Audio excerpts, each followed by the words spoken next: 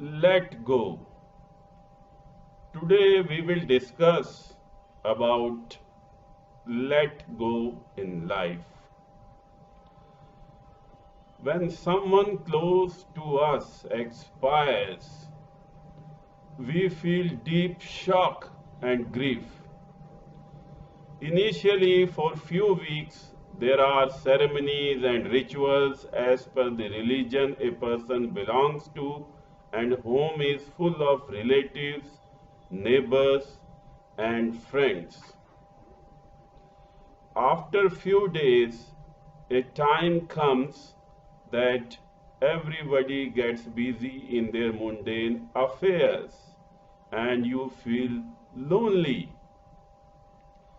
The thought of the deceased fill the mind and you get drowned in them. By seeing deceased clothes and belongings, you start weeping. This depression state continues for months long, and it has been seen that among women the intensity is more as they are more emotional than men.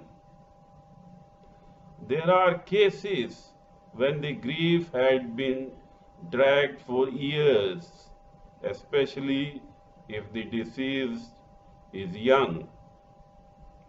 Majority people hold on to the grief. They do not allow it to let go. Why they do not allow it to let go?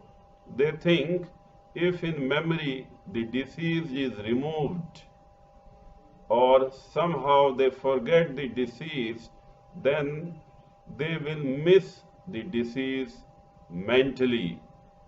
Physically, they are already missing. They trust in after death.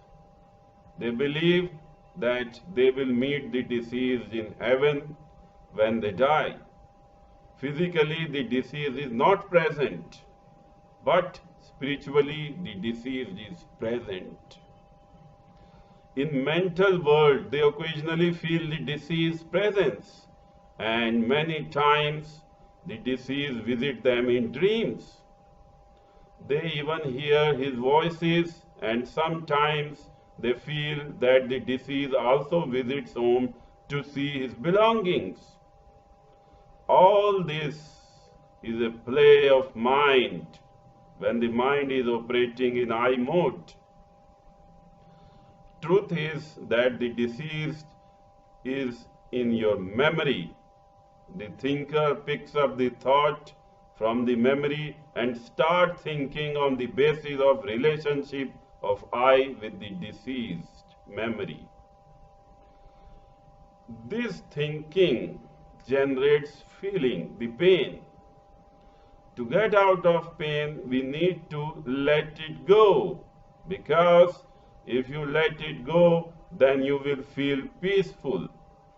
Who is the entity that is not allowing letting it go? It is your I, a false self. This false identification is the root cause. We all know that one day we all have to leave this earth.